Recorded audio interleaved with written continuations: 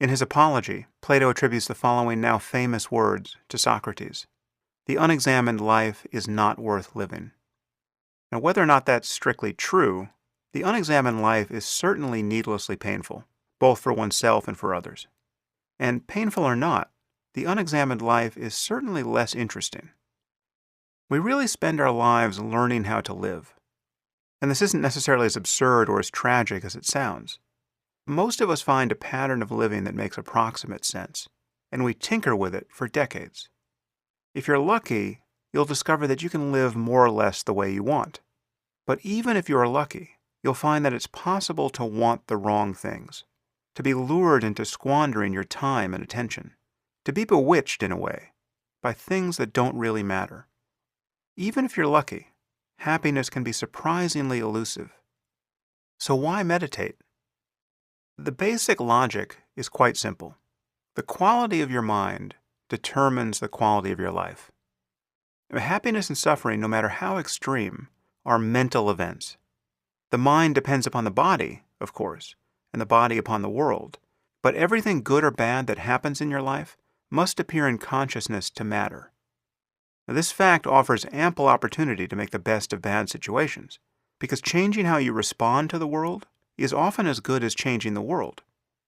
Of course, you can try to change the world. You can try to get everyone around you to behave exactly as you want. You can try to never get sick or injured. You can try to keep your favorite possessions from getting damaged or lost. But try as hard as you might, the sources of stress and disappointment and embarrassment and self-doubt will always be there. Happily, there's another game to play, and not everyone knows about it. Rather than try to change the world in each moment, there is another move open to you. You can look more closely at what you're doing with your own mind and actually cease to respond to life in ways that produce needless suffering for yourself and those around you. When we're lost in thought, there are certain things we tend not to notice about the nature of our minds. For instance, every thought or feeling you've ever had, good or bad, has arisen and then passed away. The anger you felt yesterday or a year ago isn't here anymore, and if it arises in the next moment, based on your thinking about the past, it will once again pass away when you are no longer thinking about it. This is a profoundly important truth about the mind, and it can be absolutely liberating to understand it deeply.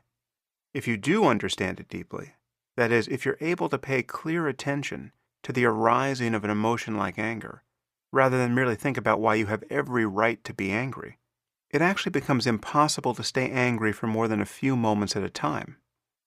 If you think you can stay angry for a day, or even an hour, without continually manufacturing this emotion by thinking without knowing that you're thinking, you are mistaken. This is an objective claim about the mechanics of your own subjectivity, and I invite you to test it. And meditation is the tool you would use to test it. Now, while I can't promise that meditation will keep you from ever becoming angry again, you can learn not to stay angry, or fearful, or embarrassed, etc., for very long. And when talking about the consequences of negative emotions in the real world and in your life, the difference between moments and hours, or days and weeks, is impossible to exaggerate. Now, this is not to say that external circumstances don't matter, but it is your mind, rather than the circumstances themselves, that determines the quality of your life. Some people are content in the midst of real deprivation and danger, while others are miserable despite having all the luck in the world.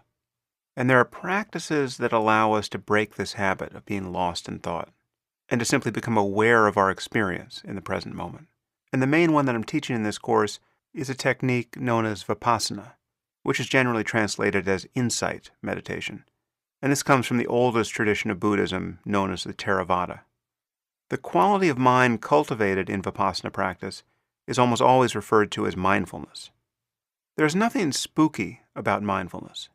It's simply a state of clear, non-judgmental, and undistracted attention to the contents of consciousness, whether pleasant or unpleasant. This practice has been shown to produce long-lasting changes in attention, emotion, cognition, and pain perception, and these correlate with both structural and functional changes in the brain. Mindfulness is now very much in vogue, of course, but it seems to me that there are still many misconceptions about it. It's often taught and marketed as though it were merely an improved version of an executive stress ball, where it is really more like the Large Hadron Collider. That is, it's a method for making profound discoveries, in this case about the nature of our own minds.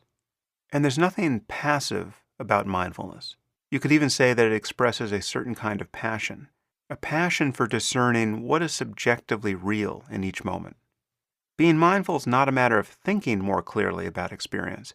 It is the act of experiencing more clearly, including the arising of thoughts themselves. One of the great strengths of this technique of meditation, from a secular point of view, is that it doesn't require us to adopt any cultural affectations or unjustified beliefs. It simply demands that we pay close attention to the flow of our experience in each moment.